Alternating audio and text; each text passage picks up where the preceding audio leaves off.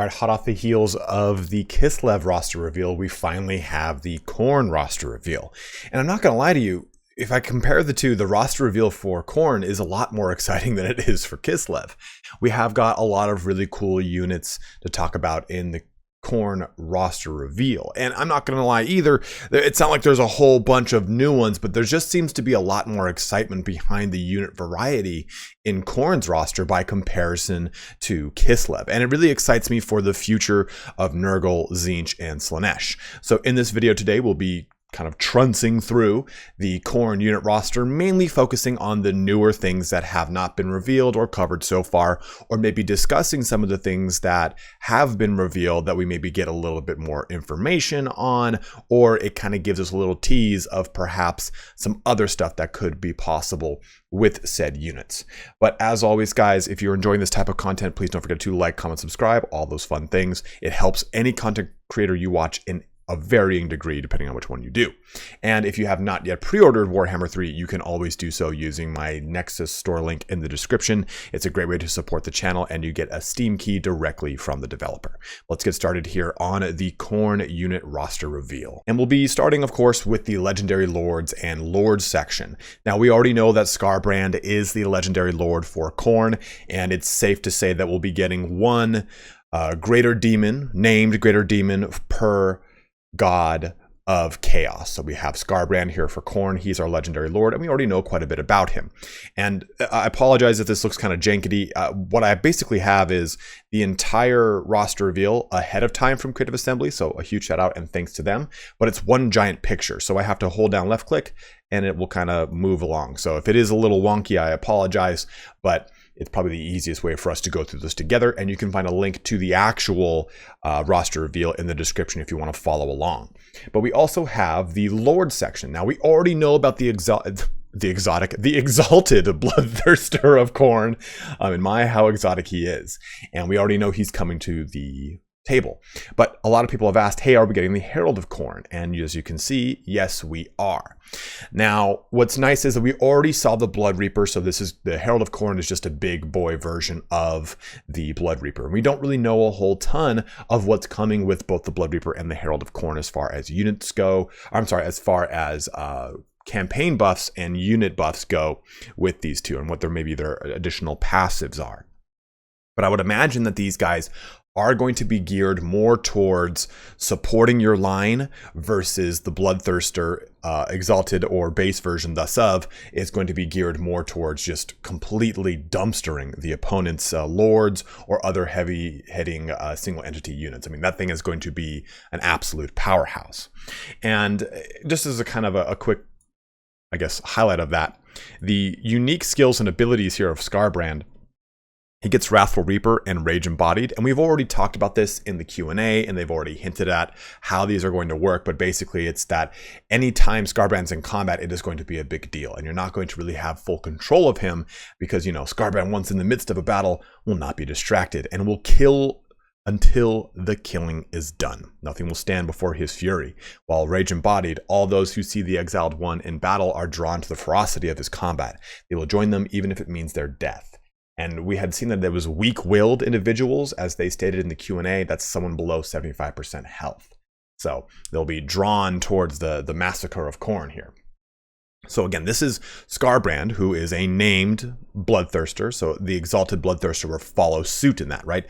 Be a very strong, heavy-hitting, single-target powerhouse. Terrifying, flying, blood-fueled Deathbringers. They lead only the mightiest of war hosts. And of course, Bloodthirsters can fly, so that is worth noting. Now, the Herald of Khorne, like I said, will be probably more geared towards buffing up your line or giving your bonuses to your other demon units. And they've got two mounts, the Juggernaut or the Blood Throne, which is quite nice right here. So we'll get the Blood Throne as a mount for the Heralds of Khorne, as well as for the hero units. Now, the hero units are pretty interesting. We get the Cultist of Khorne, and I'm actually going to read through this entire little lore blurb here because it's quite interesting. The Cultists of Khorne kind of come in and out of portions of the lore, especially in the Warhammer RPG. So I'm actually going to be doing a video exclusively on the cultists because I think that this is a very exciting thing to talk about. The cultists bring a lot of really fun gameplay, possible mechanics and flavor to the Chaos Demons. But the Cultist of Khorne is not a guy walking around in a robe, chanting om om om, saying like, oh yeah, man, let's all get up on this Khorne jazz. No, it's a little bit different.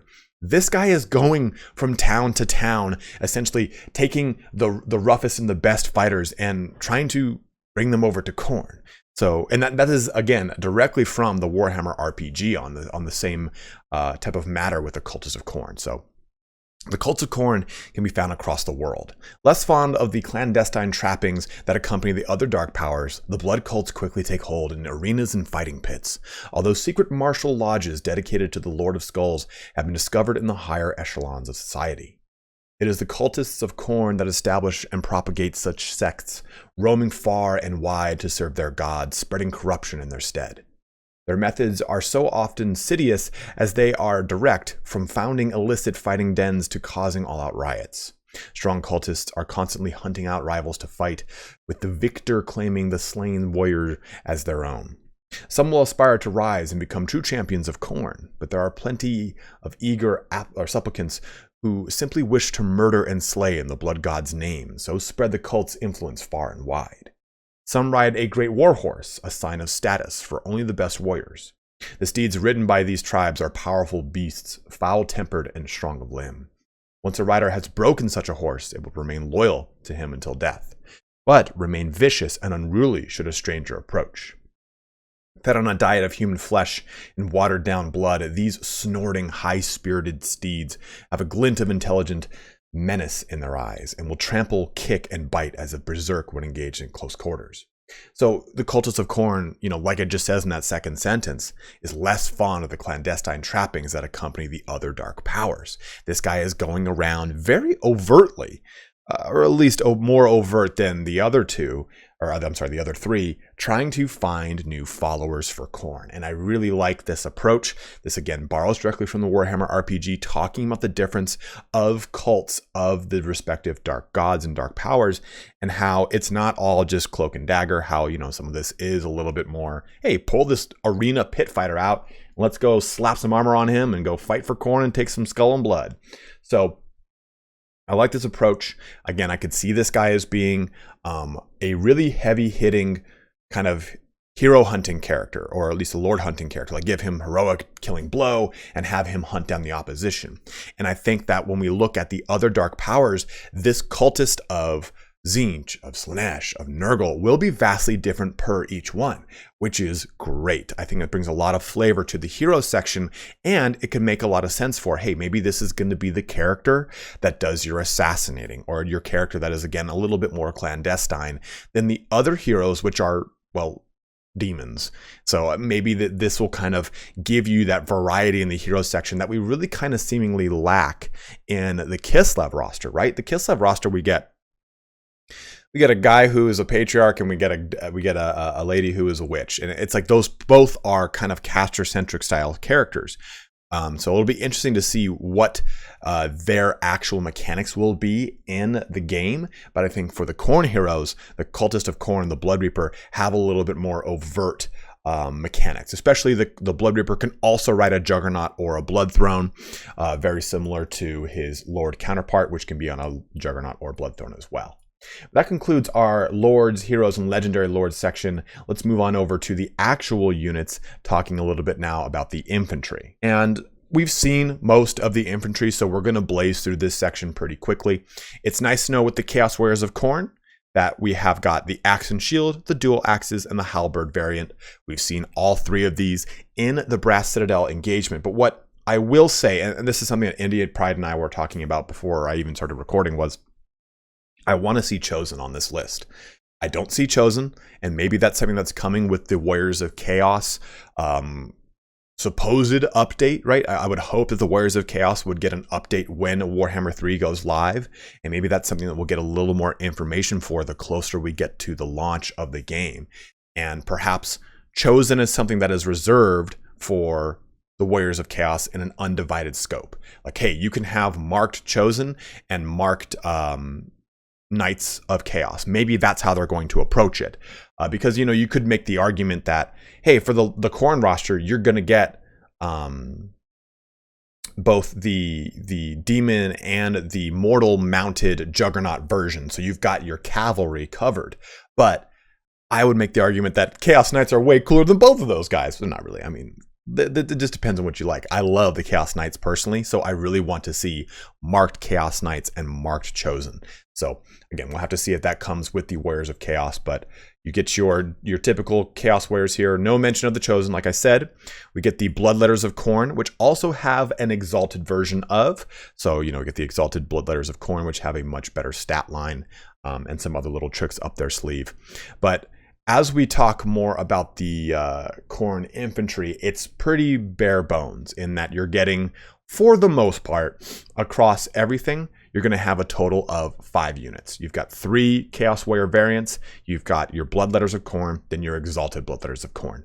So a very easy infantry list to kind of, I guess, digest. There's not a whole lot of variety there, but I think that of the variety you get a lot of stopping power, right? You get the Bloodletters of Khorne, so you get the variety of demons doing some nice magical attacks, because as we see, magical attacks now bypass bypass physical resistance. You have spell resistance now in the game, so that is different than magic resistance. And so magical attacks are going to be pretty devastating, I think, when it comes to fighting against other mortal armies. And again, you get the axe and shield, so for a nice frontline unit, dual axes for some anti-infantry, and then halberds for some good anti-large AP damage in there. But a nice little spread across for their infantry line. Jumping down here to cavalry, we now have the chariots, the Gorebeast Chariot of Khorne. Now, what I find particularly interesting about this concept sketch is that that is a juggernaut, not a Gorebeast. So I don't think we'll be getting juggernaut drawn chariots, but it's worth at least mentioning in this video that that looks like a juggernaut, and that would be pretty crazy to see. Now, Gorebeast chariots are described as being the cheapest option for cavalry for Khorne. As you can see right here, cheapest option for cav for the Khornate horde, but still an absolute force on the battlefield. Also, they'll all be subject to frenzy. So Gorebeast chariots in the Warriors of Chaos roster have always been pretty niche. You know, they are a little bit more on that AP spectrum, so they're going to be doing damage to that heavier armor. So Gorebeast Chariots of Khorne will have that benefit, but instead will now have frenzy attached to them too. So that will be pretty devastating to see in certain matchups. And it'll be awesome to see how they actually kind of make that full-on model transition into Total War Warhammer. I'm really curious to see if that actually is going to be a juggernaut or a Gorebeast. I would again hope it's just simply a Gorebeast. Now we've got the 2 crushers, the Blood Crusher of Khorne, which is the juggernaut that is being ridden by a Bloodletter. Skull Crusher is the one ridden by a mortal. Now, I've seen the Blood Crushers of Khorne. You guys have seen the Blood Crushers of Khorne in battle, as well as the Skull Crushers. And to be totally honest, the Skull Crusher is probably one of my favorite Khornate unit, because you have got these mortal knights on these huge Skull Crushers of Khorne. If you haven't, please go and check out EVGA's video on this, the Skull Crushers of Khorne. He made this alongside Indie Pride from Milk and Cookies Total War. So they did a really cool kind of units of Warhammer video covering basically the juggernauts of Khorne as a whole. So please go and check it out. It's really, really cool to get an idea of how the deep lore behind the Skull Crushers work. But I'm going to definitely be playing a Khorne army filled to the brim with Skull Crushers, because again, these guys are the most powerful cavalry force that the Khornate army can field. And maybe they did that. Maybe that's why there's no Chaos Knights in this roster, because, okay, well, if we have the Gorebeast Chariot and we have the Blood Crusher, then the Skull Crusher, in that kind of hierarchy, where does the Knight fit in? And I mean, I would make the argument that definitely the Knight would fit in between the Skull Crusher and the Blood Crusher, especially with the variation of them, right? Hey, I want a Lance, and it's going to be able to have Frenzy, and he's going to have a good charge, so at least he'll be able to hold the line. Or I drop the Lance, go the Perpetual Combat variant, and give it Frenzy and maybe Immune to Psychology, and it'll be a pretty terrifying Knight unit on the battlefield. So I'm really gonna look to Creative Assembly to see how they're gonna be fitting marked Chaos Knights and Chosen into these rosters and if it's going to be relegated to Warriors of Chaos. I'm not trying to beat a dead horse here, but it is something I'm very concerned about. Jumping into probably the most exciting portion of the roster, though, is the Khorne monsters and beasts. Now, we've seen a good portion of these, but we have not seen the most exciting portion of these. Now, to start off, we have the 3 that we already, or at least 4 we've already talked about. The Chaos Warhounds are just simply Chaos-themed Warhounds. They do not get stuff like Frenzy or Immune to Psychology. We've already seen the unit card for them. It's pretty much just straight up Khorne looking Warhounds. Now, the Chaos Furies as well. The Mark of Khorne for them confers additional spell resistance and a powerful charge over Furies dedicated to other gods. So you can see that they do actually get a flavor boost with that Khorne mark for the Furies. That gives them a little action. Now, the Fleshhounds of Khorne, we don't know much about aside from getting the little reveal of their in-engine model, and they look great. What's cool about them too is they're probably going to be more along the line of Norscan Ice Wolves, a smaller unit pack that does higher damage and can actually threaten into low-tier cavalry, whereas Chaos Warhounds are definitely more of your backline, fast cav, harassment style unit, and the Fleshhounds are going to be able to do a little bit more damage. We also get that they've got the Collars of Khorne, which is going to give them incredible spell resistance above and beyond normal demons. So I would imagine these guys have some AP, some spell resistance from the Collars of Khorne, Frenzy probably because, you know, they are anything of Khorne. And I think that they're probably going to be a pretty brutal force on the battlefield. You know, we see them kind of ripping apart a Zargard in their unit reveal. So it'll be interesting to see them kind of coming to life. Now, the Spawn of Khorne, again, tease the Minotaur there. The Spawn of Khorne we've seen already, but it is worth noting here that they say will run completely out of control once engaged and injured.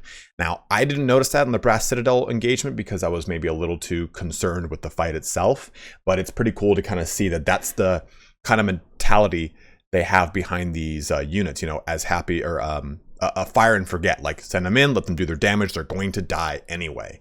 And I find that to be a pretty good flavor boost for the Spawn of Khorne. They look pretty gnarly, but still, the big one here, one of the big ones, is these Minotaurs of Khorne, and they look sweet from this concept sketch, and I'm really stoked to see them come to life. We've already seen some unit card action from them, so there's that light confirmation of them existing, and this is this full-on confirmation that they will be in the Khorne roster, so we know that we've seen them kind of a little bit already. And I'm stoked that they're bringing Minotaurs to Khorne. And I think that this kind of paves the way for other beastmen to possibly be coming to the other dark powers, the other Chaos God army lists. And maybe they're going to be specific, right? Like maybe the maybe Slaanesh will get the Slan Gores that we've seen in the new Age of Sigmar release, and will have those similar looking models. I'm very curious to see if they're going to be putting more beastmen into the other gods, or if the Minotaurs of Khorne are going to be making their way into Total War Warhammer 2 with the Silence and Fury DLC that features Taurox. But we're going to be getting a dual accent, a great weapon variant for these guys, and they're probably going to get some sort of bonuses here, right? Pledged to Khorne due to their relentless need for fresh meat. Fueled by the scent of blood, their power increases with every slain enemy. Nothing new there, but armored, armor-piercing, fearless, and destructive. And I would hope they would have some sort of frenzy or something else kind of making them more Khornate, maybe a spell resistance buff as well, because I'm sure they're going to be focused down pretty quickly. Now, the one thing that I said I really didn't want to see in Warhammer Fantasy, or at least Warhammer 3, was the Soul Grinder. And C has definitely made me eat my words, because that thing looks sick. It looks like a much better version of the Soul Grinder we've had. It doesn't look as 40k-y. It looks a little bit more steampunk, which I can fully get behind. It straight up looks like it's out of Doom Eternal, which is great. And I'm all about it. I was really against it initially, but I think these guys are going to be badasses, especially the way that they've really made these out to be, right? Highly resistant to physical and magical harm, and really tremendously awful to kill. Can fire its extremely powerful weaponry while on the move and charging the enemy. So it does give Khorne some ranged capabilities as well as the other artillery pieces that it has access to. So I'm really curious to see some of the other mechanics behind this and how they're really going to be coming to the fore. What kind of tech is going to be required to pop these guys into your army? Is it something that you're going to be able to make a quote unquote doom stack out of, or is it going to be pretty heavily gated by something or another? Soul Grinders of Khorne look great, and I'm really curious to see what their point value is going to be for multiplayer too. So stoked to see that I'm actually excited about a unit I did not think I would ever be excited about in the Soul Grinder of Khorne. Then we also get our Bloodthirster, just the generic version that's got flaming, magic attacks, flying, terrifying, all the terrifying things that make up a Bloodthirster. And then to conclude, we have artillery and war machines covering both the Blood Shrine of Khorne and the Skull Cannon. And I think the Blood Shrine is going to be such a huge centerpiece unit for the army, much in the same way that the Mortis engine is for the vampire counts. You know, this thing is going to be dealing out healing. Heals every moment it is in melee combat with the enemy, boosts morale for nearby allies as they rally to its terrifying cause. And of course, it is a chariot, so it'll be able to crush things. So I think that this thing will be so compulsory to any Khorne army to keep them up and fighting, because as we know from the Q&A, the Khorne mechanics require your units to stay in the fight, because as long as they are still fighting, even if they're getting beaten to a pulp, they're going to be doing more damage. And the Blood Shrine of Khorne is going to be compulsory again to making sure that those units stay in the fight, keeping that healing up, keeping that morale up so they don't rout. So I'm not going to be surprised by the amount of Blood Shrines we'll probably be seeing in Khorne armies in the multiplayer, or at least even in campaign. Then, of course, lastly, we have the Skull Cannon, the only other big shooting daddy in the army aside from the Soul Grinder. And these things, you know, in the Brass Citadel fight, they were pretty hectic. You know, they moved around, and I didn't really pay attention to them kind of scuttling around and getting in my flank and shooting little Grom apart. And they're pretty fast for what they are. And I think that's worth noting. Both the Skull Cannon and the Soul Grinder seem to be quick. Well, I already know the Skull Cannon is quick, but the Soul Grinder says, every step, it is devilishly fast for a creature of its size, able to scuttle swift as a horse's gallop. That makes me think it's got a 75, 70 speed. That's pretty fast for this huge lumbering construct. So the Skull Cannon and the Soul Grinder are going to really be necessary to keep your line intact and not get just bombarded apart by the artillery pieces from some of the other armies. And this is kind of fitting in the discussion I've had about the future of artillery pieces in Warhammer 3 all being mobile. We already see the Skull Cannon, we've already seen Little Grom, and we've had a discussion about that linked in the upper right corner about some of the other ones that could be coming that would also be mobile as well. But as a whole, guys, this concludes our little taste of the Khorne roster. Again, we still haven't seen the in-unit renders of some of these things, right? We've just barely seen the Blood Throne and the Hounds of Khorne, but I really am curious to see what that Soul Grinder looks like, man. I really want to know how those Minotaurs are going to be coming to life. So hopefully we'll get reveals of those in the coming weeks and months here before we eventually, whenever that is, release Warhammer 3. And there is a little bit of a tease here, right? Oh, but what delights and mysteries you may miss, in referring to some of the other roster reveals coming. So maybe that tells us that we're probably going to be looking at Tzeentch and Slaanesh next. Delights, Slaanesh, mysteries, Tzeentch. Who knows? I would have thought they would save Cathay to be up against Tzeentch if they intend to do these duo race reveals. So we'll see what happens as we come closer and closer to more and more roster reveals, but I will continue to cover them. As always, guys, thank you so much for watching here today. Go ahead and let me know in the comment section below, are you more hyped for Kislev or are you more hyped for Khorne's roster? Personally, I always said Kislev is the race I'm probably going to play at launch, but after the roster reveal kind of being a little slim and being relatively not necessarily boring, but one note. And that's something I've always said about Khorne, is it's very one note. But Khorne's roster is looking really diverse, really fun, has a lot of punching power. It is pretty dynamic, and I like a lot of the units that Creative Assembly has chosen to go with for Khorne. So again, let me know in the comment section below what your thoughts are. As always, though, have a good one and take care.